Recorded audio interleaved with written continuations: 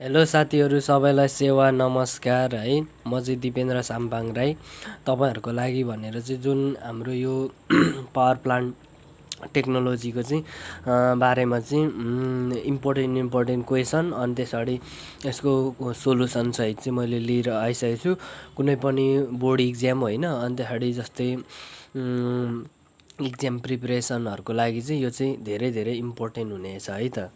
अनि यहाँ आज चाहिँ के पढ्छौँ त भन्दाखेरि यो हाम्रो पावर प्लान्ट टेक्नोलोजीको चाहिँ जस्तै हामीले यो युनिट 3 को चाहिँ जस्तै modelling and control hydro power प्लान्टको चाहिँ जस्तै यो पिएफ एनक्युबी कन्ट्रोल लुप हाइड्रो जेनेरेटिङ सिस्टमको चाहिँ यसमा भने चाहिँ इक्जाममा चाहिँ कस्तो कस्तो क्वेसन आउँछ त भन्दाखेरि इक्जाममा चाहिँ यस्तो क्वेसन आउँछ कि जस्तै यहाँ भनेछ नि, जस्तै with the help of neat block diagram explain PF एनक्युबी control loops use in the hydro generating station भनेर चाहिँ सोधेको छ नि त होइन। यसमा भनेको चाहिँ जस्तै के छ त भन्दाखेरि त्यसको लागि चाहिँ मैले यहाँनिर चाहिँ के गरेको छु त भन्दाखेरि जस्तै यहाँ छ है, जस्तै यहाँनिर चाहिँ हाम्रो होइन यो भनेको एक्सप्लेन द पिएफ एनक्युबी control loop with neat schematic diagram भन्ने चाहिँ छ। यो भनेको चाहिँ के हो त भन्दाखेरि जस्तै के हुन्छ an interconnected power system load frequency control LFC and the automatic voltage regulator AVR equipment are installed for the each generator. प्रत्येक जेनेरेटरलाई चाहिँ के हुन्छ इन्स्टल गर्नुको लागि चाहिँ बनाउनुको लागि चाहिँ हाम्रो चाहिँ जुन के युज गरिएको हुन्छ भन्दाखेरि त्यो लोड फ्रिक्वेन्सी एलएफसी र के युज गरिएको हुन्छ भन्दाखेरि अटोमेटिक भोल्टेज रेगुलेटर चाहिँ युज गरिएको हुन्छ होइन। त्यो इक्विपमेन्टहरू चाहिँ युज गरेर चाहिँ हामीले चाहिँ प्रत्येक जेनेरेटरहरू चाहिँ के हुन्छ भन्दाखेरि बनाइन्छ। So load frequency and excitation voltage are control the non interactive and can be modulate के हुन्छ मोडल इन्डिपेन्डेन्टली भनेको छ। जस्तै यहाँनिर भनेको चाहिँ लोड फ्रिक्वेन्सी र भोल्टेज एक्साइटेसनलाई कन्ट्रोल गर्नु चाहिँ के गरेको हुन्छ भन्दाखेरि जस्तै नन इन्ट्र्याक्टिभ हुन्छ, अनि त्यसरी त्यो मोडललाई चाहिँ के हुन्छ इन्डिपेन्डेन्टली हुन्छ क्या मोडल चाहिँ। अनि यहाँनिर हेरौँ है त, अनि यसमा चाहिँ के छ त भन्दाखेरि यताबाट स्टिम छ है, यहाँबाट स्टिम आउँछ यहाँ टर्बाइनमा जान्छ, यो टर्बाइनबाट यता साफ्ट टर्बाइन र के हुन्छ जेनेरेटरको बिचमा चाहिँ साफ्टले जोडिएको हुन्छ। अनि यता भनेको चाहिँ एक्साइटेसन कन्ट्रोल हुन्छ, यो जेनेरेटरबाट निकाल्यो। यहाँ त तल भनेको चाहिँ पी प्लस जे क्युब हुन्छ, पी भनेको एक्टिभ पावर, क्यु भनेको रियाक्टिभ पावर भइदियो। अनि यता भन्छ भोल्टेज सेन्सर कम्प्यारेटर युज गरेको हुन्छ, अनि यसबाट चाहिँ एक्साइटेसन कन्ट्रोलमा जोडिएको हुन्छ, यस्तरी कनेक्टेड हुन्छ। अनि यता भनेको फ्रिक्वेन्सी सेन्सर कम्प्यारेटर राखेको छ, यताबाट रिफरेन्स फ्रिक्वेन्सी दिएको छ। यताबाट चाहिँ फेरि के हुन्छ भन्दाखेरि स्टिम भल्भ कन्ट्रोल हुँदा चाहिँ हाम्रो चाहिँ यो स्टिममा चाहिँ कति चाहिँ स्टिम पास गराउने त टर्बाइनतिर चाहिँ पठाउने त भनेर चाहिँ यहाँ भल्भ नै राखेको हुन्छ। यो भनेको चाहिँ सिमेट्रिक डायग्राम अफ के हुन्छ भन्दाखेरि एलसिएफ र एभिआर हो। एलसिएफ मतलब लोड फ्रिक्वेन्सी कन्ट्रोल र एभिआर भनेको अटोमेटिक भोल्टेज रेगुलेटर चाहिँ छ है त। जस्तै त्यो कन्ट्रोलवालाको थियो नि है, पिएफ कन्ट्रोल र के हुन्छ पिएफ कन्ट्रोल भन्ने बित्तिकै एक्टिभ पावर फ्रिक्वेन्सी कन्ट्रोल भन्छ क्या। पिएफ कन्ट्रोल भनेको चाहिँ के हुन्छ त भन्दाखेरि यसलाई भनेको चाहिँ के हुन्छ भन्दाखेरि एक्टिभ पावर फ्रिक्वेन्सी कन्ट्रोललाई चाहिँ पिएफ कन्ट्रोल भनिन्छ। यसमा सुरुमा स्पिड गभर्नरको स्पिड छ, अनि गभर्नरको स्पिडबाट चाहिँ टर्बाइन गेट छ, टर्बाइन गेट हुँदै जेनेरेटरबाट चाहिँ के हुन्छ भने लोड पावर हुन्छ। अनि यता तल भनेको चाहिँ फिडब्याकमा भनेको चाहिँ के हुन्छ भन्दाखेरि स्पिड फ्रिक्वेन्सी फिडब्याक हुन्छ कि यस्तरी आउँछ, यहाँ कन्ट्रोल जोइन हुन्छ। अनि अर्को कुरा भनेको चाहिँ के छ त भन्दाखेरि यहाँ भनेको 4वटा ब्लक हुने रहेछ, 4वटा ब्लक पहिला बनायो भने फिडब्याकमा भने चाहिँ स्पिड फ्रिक्वेन्सी फिडब्याक हुँदो रहेछ। यो पावर भन्नु बित्तिकै के हुन्छ भन्दाखेरि पावर फ्रिक्वेन्सी कन्ट्रोल भन्नु बित्तिकै पावरको साथी पीको साथी फ्रिक्वेन्सी, क्युको साथी भोल्टेज भनेर चाहिँ बुझ्ने है त। अनि यसमा भन्छ अब क्युबी कन्ट्रोल भने चाहिँ के हुन्छ रियाक्टिभ पावर भोल्टेज कन्ट्रोलमा चाहिँ के छ त भन्दाखेरि एक्साइटेसन सिस्टम छ। सुरुमा एक्साइटेसन सिस्टमबाट एभिआर छ, एभिआर पछाडि जेनेरेटरबाट बस भोल्टेज भएर चाहिँ यसबाट चाहिँ फेरि फिडब्याक चाहिँ के हुन्छ भन्दाखेरि भोल्टेज फिडब्याक चाहिँ पछाडिबाट चाहिँ आउँछ है त। अनि यहाँ भनेको चाहिँ के हुन्छ भन्दाखेरि पिएफ र क्युबी कन्ट्रोल लुप चाहिँ के हुन्छ हाइड्रो जेनेरेटिङ सिस्टमको चाहिँ यो दुईवटा भइदियो है त, यो चाहिँ ब्लक डायग्राम।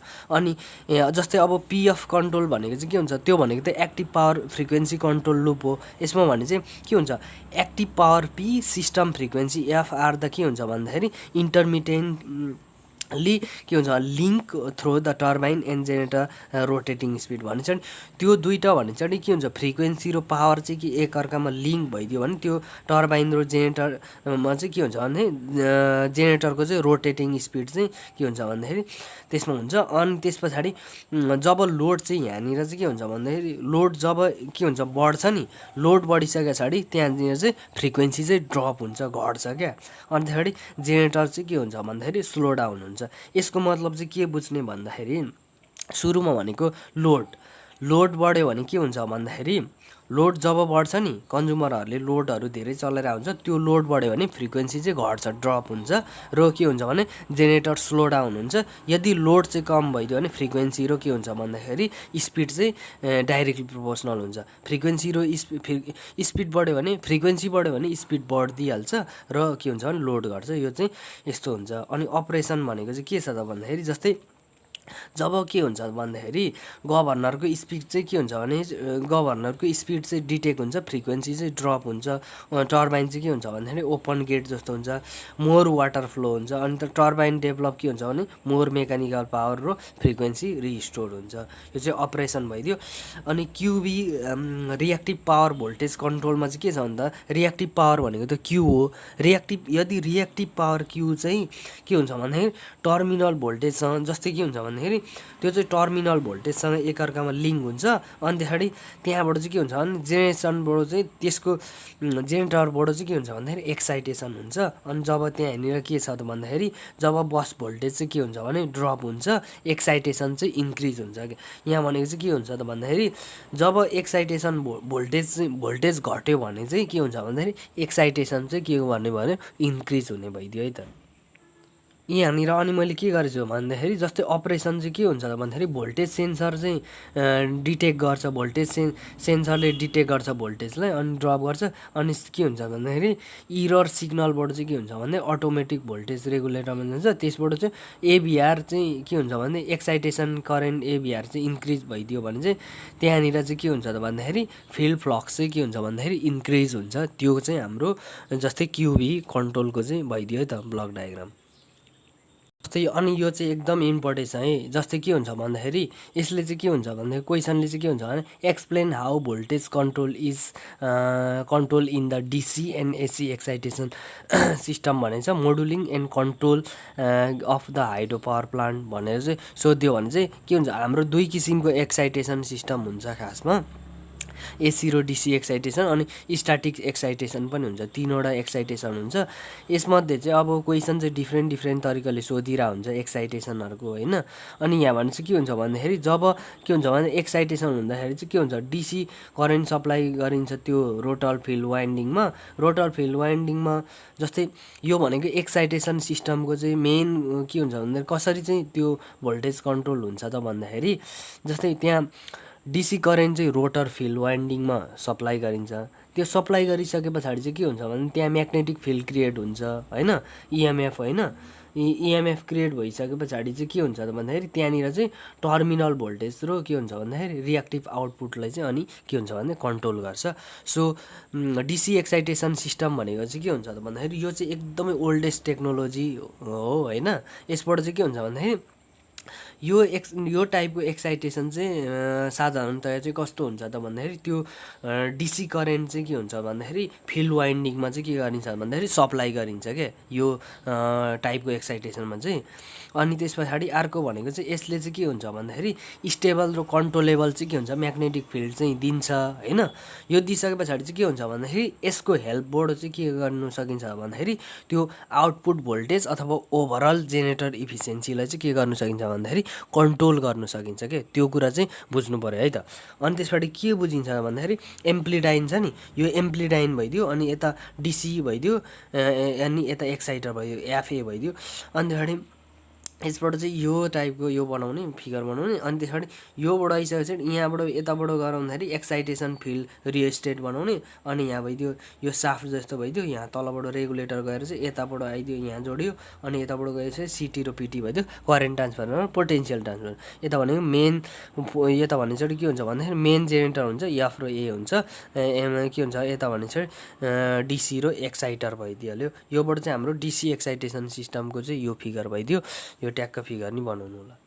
त्यो अनि त्यो फिगरलाई नै हामीले एक्सप्लेन गर्दाखेरि चाहिँ जस्तै आर्मेचर वाइन्डिङ फिल्ड वाइन्डिङहरूमा चाहिँ जुन हाम्रो के हुन्छ भन्दाखेरि त्यसमा चाहिँ के गरिएको छ भन्दाखेरि जस्तै डिसी एक्साइटेसन सिस्टमहरू युज गरिएको छ होइन।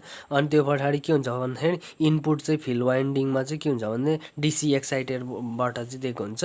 अनि त्यसपछि त्यो बिचमा चाहिँ के हुन्छ भन्दाखेरि बुस तिनीहरू बिचमा चाहिँ बुस हुन्छ है। अनि एम्प्लिडाइन चाहिँ के हुन्छ भन्दाखेरि त्यो आउटपुटदेखि एक्साइटेसन फिल्ड वाइन्डिङसम्म चाहिँ के हुन्छ भने कनेक्टेड गरिएको हुन्छ।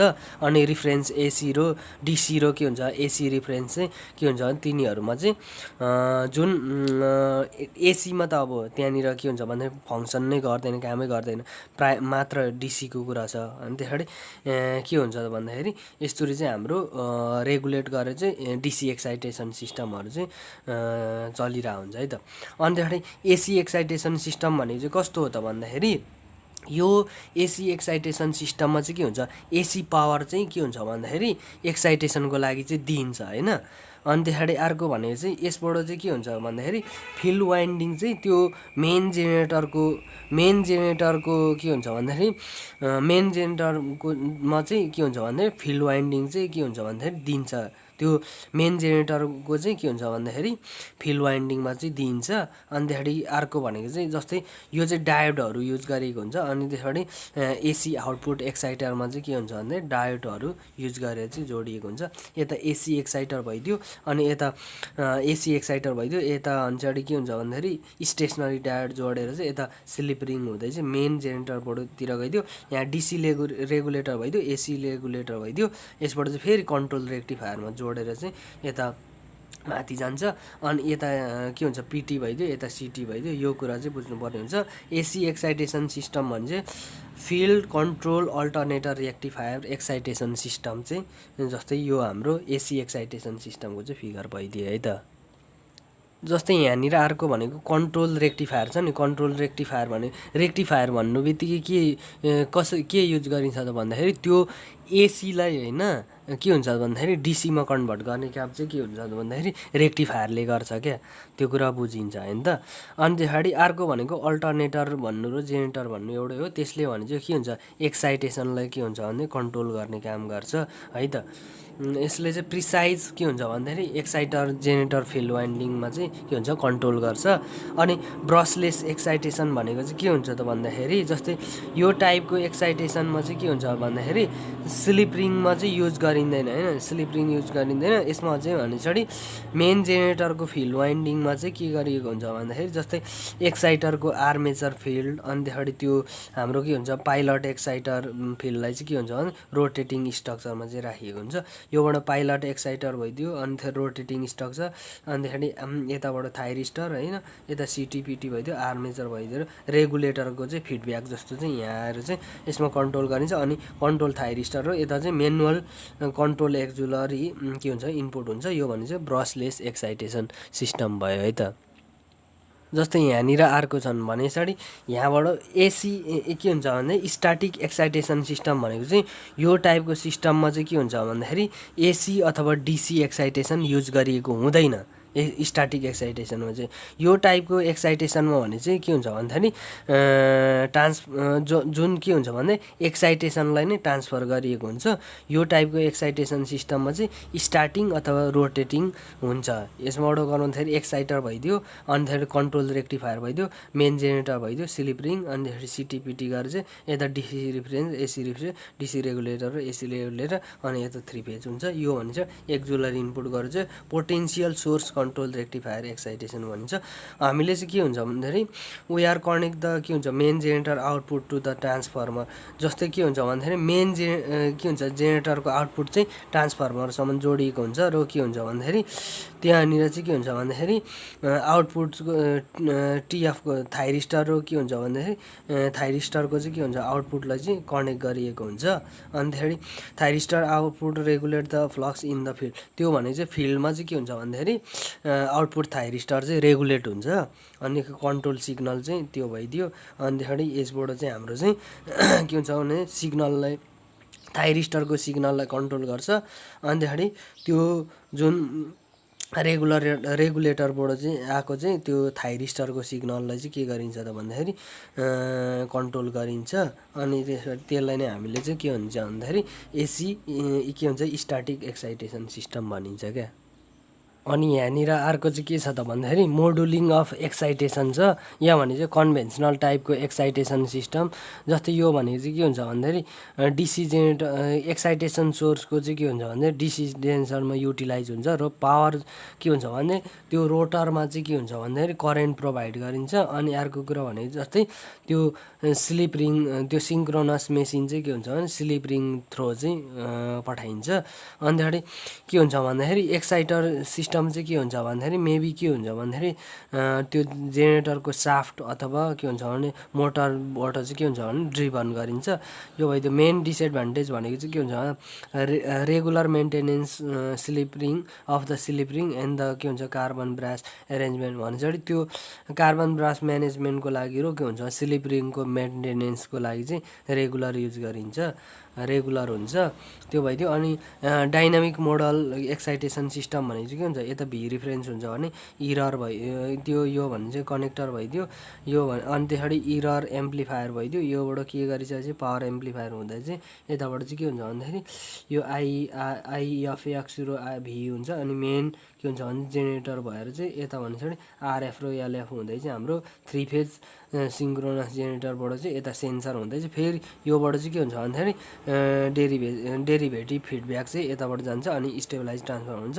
यो प्रत्येकको डिनोटेसन चाहिँ मैले यहाँनिर लेखिदिएको छु है त।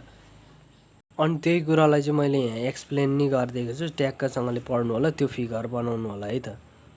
जस्तै त्यो अब के हुन्छ भने लुपहरू लगाएको छ होइन, क्रिच अफ लहरू लगाएर चाहिँ के हुन्छ भने ल्याप्लेस ट्रान्सफर्महरू गरेर चाहिँ के हुन्छ भने आउटपुट एक्साइटरहरू चाहिँ के हुन्छ भने निकालेको छु है त यहाँनिर। अनि यसबाट चाहिँ हाम्रो के हुन्छ भन्दाखेरि यहाँबाट चाहिँ के हुन्छ भन्दाखेरि जेनेरेटर फिल्ड वाइन्डिङ भनेको चाहिँ के हुन्छ भन्दाखेरि यसबाट हाम्रो time for constant of the के हुन्छ भन्दाखेरि जेनेरेटर फिल्ड वाइन्डिङको टाइम कन्स्टेन्ट भने चाहिँ यो टिजी भनेको चाहिँ यति निस्किने भयो एलएफ/आरएफ गरेर चाहिँ। अनि स्टेबलाइजिङ ट्रान्सफर्मरको लागि चाहिँ के हुन्छ त भन्दाखेरि यहाँनिर टिई र टिजी चाहिँ लार्ज डाइनामिक रेस्पोन्स एक्साइटेसन हुन्छ। यो भने चाहिँ स्लो हुन्छ है त। अनि यहाँनिर चाहिँ के छ त भन्दाखेरि के हुन्छ एक्साइटरको आउटपुट भोल्टेज चाहिँ भी भइदियो। योबाट चाहिँ फेरि हाम्रो के हुन्छ भने एप्लाइङ के हुन्छ केबिएल बडो गरिसके पछाडि लास्टमा भनेको चाहिँ हाम्रो योबाट चाहिँ के हुन्छ भने एउटा ट्रान्सफर फङ्सन निकालिन्छ। Transfer function of transient time primary winding चाहिँ हाम्रो यति आउने भइदियो। यो पार्टलाई चाहिँ अलिक ख्याल गर्नु होला है त। स्टेप वाइज लेख्दै जानुहोस् है यो चाहिँ, अनि मात्र बुझिन्छ। अनि हाम्रो यहाँनिर चाहिँ के छ त भन्दाखेरि जस्तै block diagram of the complete excitation system भने चाहिँ बिआरएफ बिएसटी इरर अनि त्यसरी के गरेर चाहिँ हाम्रो चाहिँ के हुन्छ भन्दाखेरि स्टेबलाइजिङको यहाँबाट फिडब्याक दिएर चाहिँ के हुन्छ त भन्दाखेरि भी1 भनेको चाहिँ भी2 भनेको चाहिँ भी1 प्लस भिएसटी चाहिँ आउँछ है त। यो भनेको हाम्रो block diagram of complete excitation सिस्टमको है त। Thank you everyone. मैले चाहिँ आजलाई चाहिँ यति नै गरेँ है त।